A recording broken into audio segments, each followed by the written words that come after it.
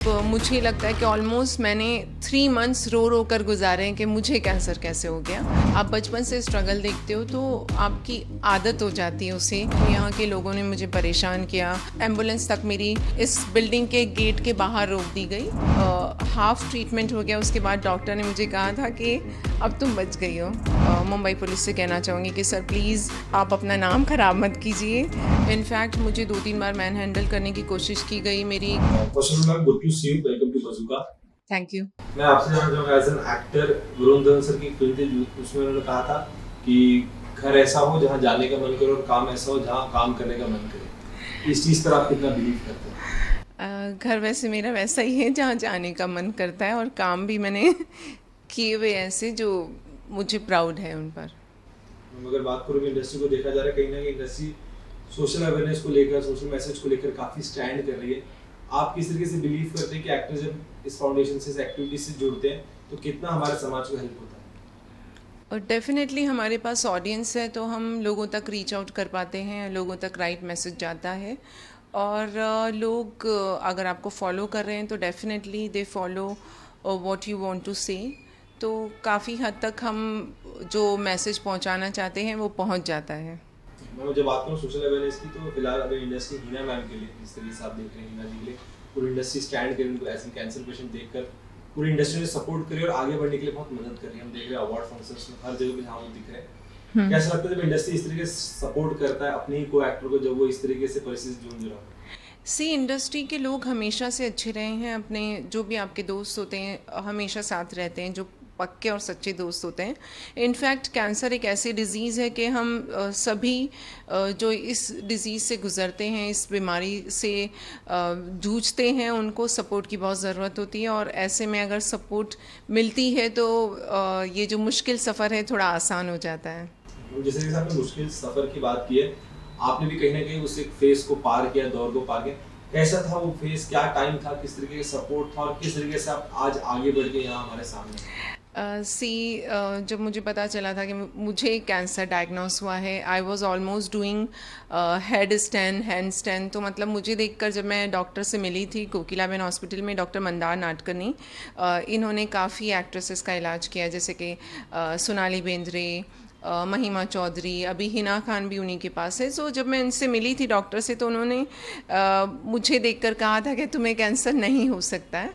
मेरे लिए ये बिलीव करना भी बहुत धक्का लगा था। मेरे लिए ये बिलीव करना कि मुझे कैंसर हो सकता है बिल्कुल नामुमकिन सा लग रहा था। और मतलब मुझे लगता है कि ऑलमोस्ट मैंने 3 मंथ्स रो रो कर गुजारे हैं कि मुझे कैंसर कैसे हो गया। बट स्लोली मैंने उस चीज़ को एक्सेप्ट किया। मैंने डिसाइड किया कि अब जो है वो यही है और इसी से जीना है और इसी के साथ आगे बढ़ना है। हाँ मैम, जैसे आपने कहा कि 3 महीने आप बहुत रोए हैं। कभी भी इंसान को अगर पता चलता है कि उसके शरीर में उसे कोई किस तरीके की बीमारी है तो वो बहुत जल्दी टूट जाता है। अगर आपकी बात करूँ, आपने किस तरीके से उस फेज को कवर कर, ऐसी क्या चीज़ें थी जो आपको हमेशा पॉजिटिव रखती थी आगे बढ़ने के लिए? मैंने बचपन से जहाँ मैं पैदा हुई, मैंने बचपन से स्ट्रगल देखा है। तो जब आप बचपन से स्ट्रगल देखते हो तो आपकी आदत हो जाती है उसे फेस करने की। और मैं हमेशा से बहुत स्ट्रॉन्ग हेडेड रही हूँ, तो जो मैं आज भी हूँ, हो सकता है कि कैंसर की वजह से मेरी बॉडी थोड़ी आज फ्रेजाइल हो गई है, लेकिन अगर आप स्ट्रॉन्ग हेडेड हो, आप अच्छे लोगों के साथ रहते हो, आपके साथ अच्छी बुक्स हैं, तो ये सफ़र आसान हो जाता है। मैंने बहुत सारी मुश्किलें झेली और मुझे ये पता भी नहीं था कि मैं बचकर इस चीज़ से निकलूँगी या नहीं निकलूँगी। बट जैसे ही मेरी हाफ ट्रीटमेंट हो गया, उसके बाद डॉक्टर ने मुझे कहा था कि अब तुम बच गई हो। So that was the time के पॉजिटिविटी। देखो, कई बार ऐसा हुआ कि मैं बहुत टूटी हूँ, मुझे कई बार लगा कि शायद अब ख़त्म, अब कुछ नहीं कर पाऊँगी, अब शायद जाने का टाइम आ गया। लेकिन जैसे हम आज मैं देखती हूँ उस पुराने टाइम को, तो मुझे लगता है अरे मैंने तो ये भी पार कर लिया। मैं आपसे कहीं ना कहीं हमारे देश में तरक्की की राह पर हम बढ़ रहे हैं, बहुत डेवलप सिटी हो रहा है, बहुत अपडेटेड होते जा रहे हैं। लेकिन आज भी हमारे देश में से कई गांव, कई कस्बे हैं जहां पर इस तरीके का इलाज नहीं पहुंच पाता है और वहां पर इन चीज़ों से निकलने के रास्ते नहीं मिलते। मैं आपसे जानना चाहूँगा, एज एन एक्टर आप किस तरीके से एक अवेयरनेस स्प्रेड करती हैं एज एन आप कैंसर के उस दौर से निकले, तो आपको क्या लगता है किस तरीके से आप समाज में हेल्प करें, अपना योगदान देंगे ताकि ये वो हेल्प उन सभी गाँव कस्बों की औरतें और वहाँ के लोगों तक पहुँचे? सबसे पहले तो हमारी सरकार को कैंसर की हॉस्पिटल्स खोलने की ज़रूरत है, क्योंकि कैंसर का ट्रीटमेंट बहुत ही ज़्यादा एक्सपेंसिव होता है। जैसे कि मैं स्टेज 4 पे थी तो कीमोथेरेपी मेरी ऑलमोस्ट एक कीमो के लिए मुझे 5 लाख रुपीस चाहिए थे। हालांकि मेरे पास अच्छा खासा मेडिक्लेम था जहाँ से मेरी सपोर्ट हुई, क्योंकि हम मेट्रो सिटीज़ में रहते हैं और हम अपने मेडिक्लेम्स कराते हैं, तो हम अपने आप को कुछ नहीं करके किसी ना किसी तरह से ख़ुद को बचा लेते हैं। डेफ़िनेटली अगर मैं किसी रिमोट एरिया में होती, मैं अनएजुकेटेड होती और मेरे लिए मेडिकल फैसिलिटीज़ नहीं होती, तो शायद मैं आज ज़िंदा नहीं होती। सो बेसिकली कैंसर एक ऐसी डिज़ीज़ है, उसका आपको बहुत अच्छी तरह फॉलोअप करना होगा। आपके पास बेस्ट ऑफ द मेडिसिन्स है, so you can survive, otherwise it is very difficult to survive cancer. Ma'am अगर बात करें, जैसे आपने कहा कि 3 महीने बहुत तकलीफदायक थे, अगर बात करूँ अभी की, तो अभी कहीं ना कहीं आपके लाइफ में एक और एक नई प्रॉब्लम है जहाँ पर आप रहते हैं, जो आपकी सोसाइटीज़ है वहाँ पर लेके प्रॉब्लम हो रही है, जिसके लिए आपने एक कंप्लेंट्स भी की, जिसका आपको कोई सोल्यूशन अभी तक नहीं मिला है। मैम क्या प्रॉब्लम्स है, क्या कंप्लेंट्स चल रही है और किस तरीके की तकलीफों से अभी आप फिलहाल जूझ रहे हैं? जो प्रॉब्लम्स मुझे हुए हैं, ये सारे प्रॉब्लम्स उस वक्त शुरू हुए जब मुझे कैंसर डायग्नोस हुआ। आज मैं इसके बारे में बात कर रही हूँ क्योंकि उस वक्त मैं इस कंडीशन में नहीं थी कि मैं आपको ये प्रॉब्लम्स बता सकती।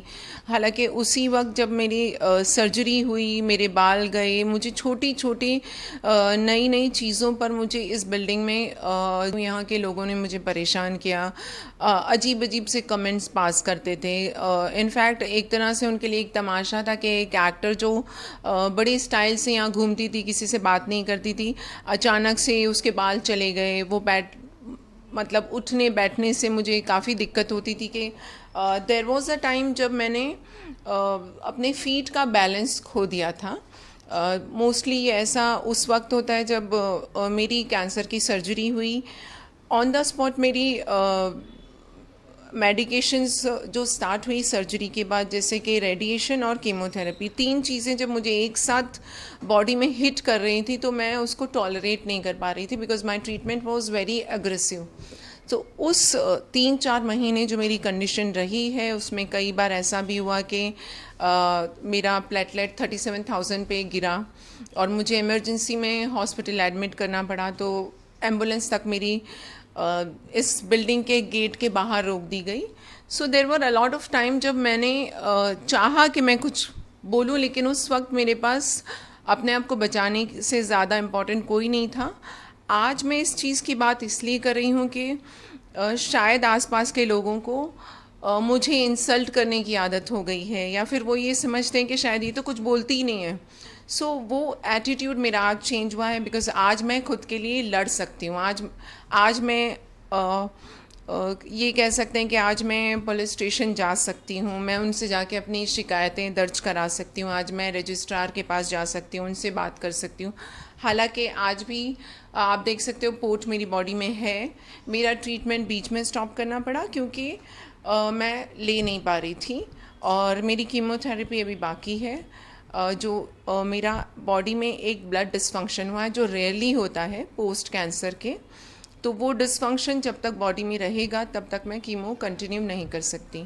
सो ये जो सोसाइटी रही है, इनके साथ मेरा पिछले 8-9 महीने से ये जो हरेसमेंट हुआ है, इसके बारे में आज मैं बोल रही हूँ, लेकिन ये हरेसमेंट उस वक्त किया गया जब मैं कैंसर से गुजर रही थी। आपके साथ ज़िंदगी कहीं ना कहीं मौत से खेल रहे थे उस टाइम का दौर था, जहाँ पे सपोर्ट है, जैसे पहले बात कर रहे, और वहीं पर आप जहाँ रहते उस सोसाइटी के लोगों ने इस तरीके से प्रॉब्लम दिया।